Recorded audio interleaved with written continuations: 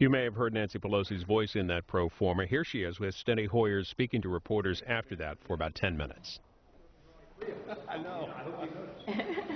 We always reward our friends who Go Nats. How about that?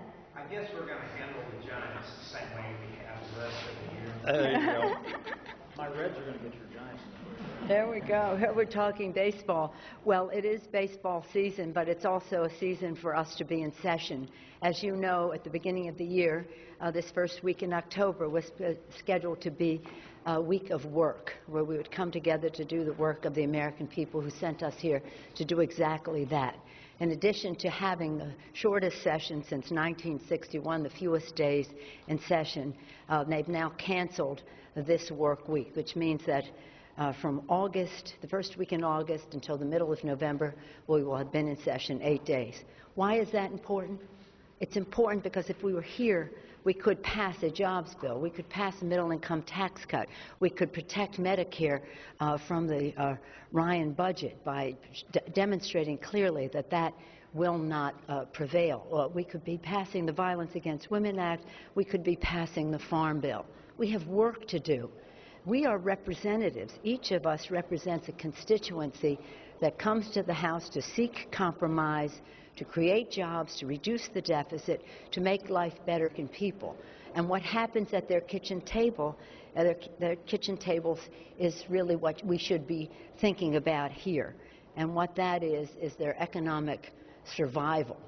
And so apparently that is not an important priority for the Republicans. It's most unfortunate. But for them to plan a very short session to begin with and then to cut it even shorter is totally irresponsible. It is totally irresponsible. And so, of course, they are a do-nothing Congress. In their view, they have succeeded in doing nothing.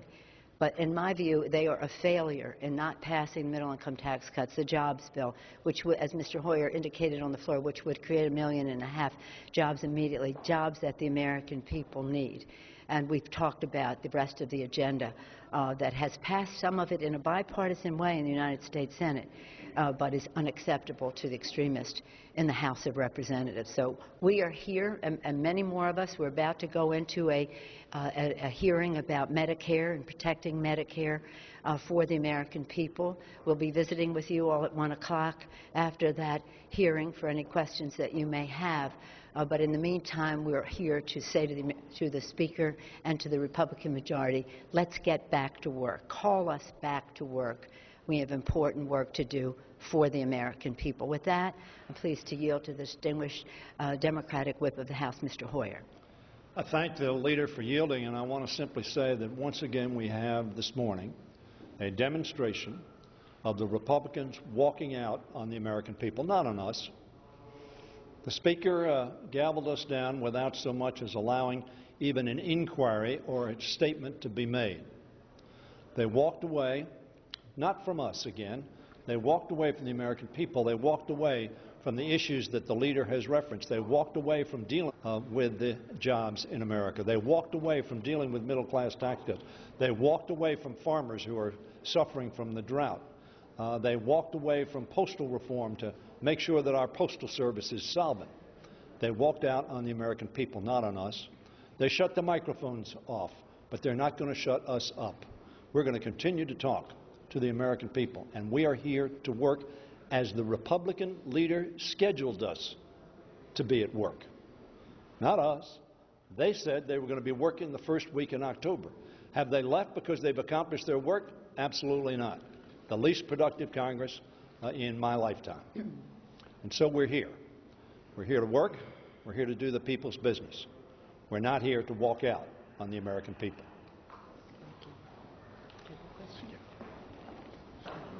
Yes, ma'am?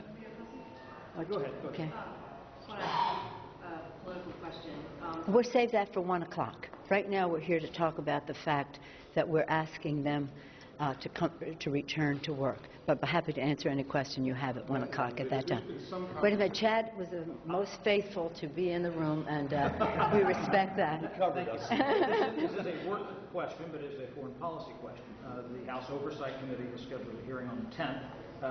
they've written a letter, Chairman Issa has written to the Secretary of State with a list of questions about the attacks in Benghazi here.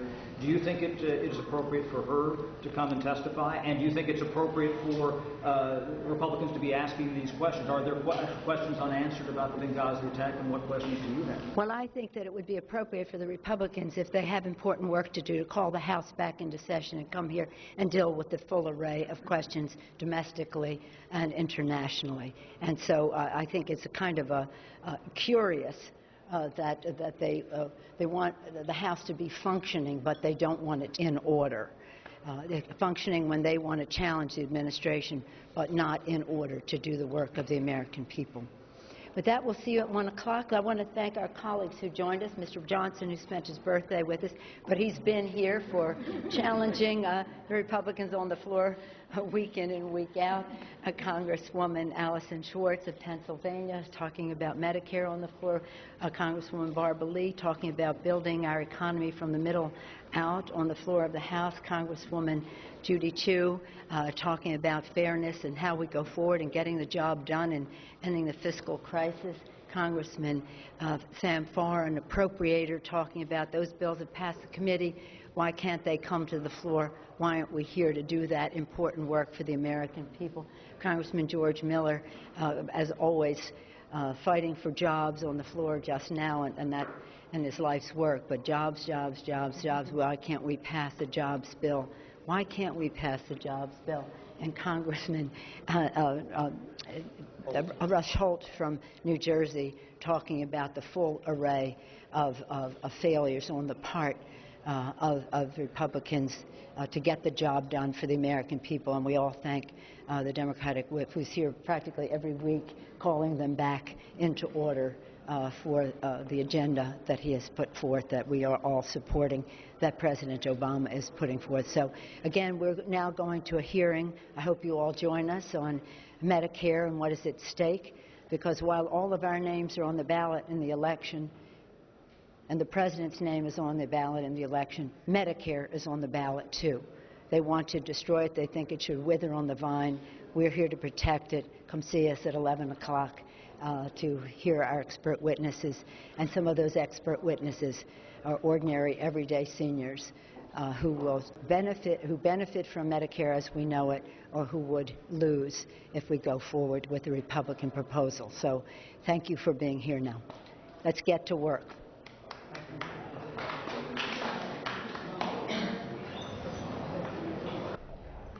And there is another pro forma session set for Friday. The Democrats so far have used the 3 pro forma sessions today to protest the lack of any work during the recess ahead of Election Day. Speaking of Election Day, that is now 5 weeks away, and our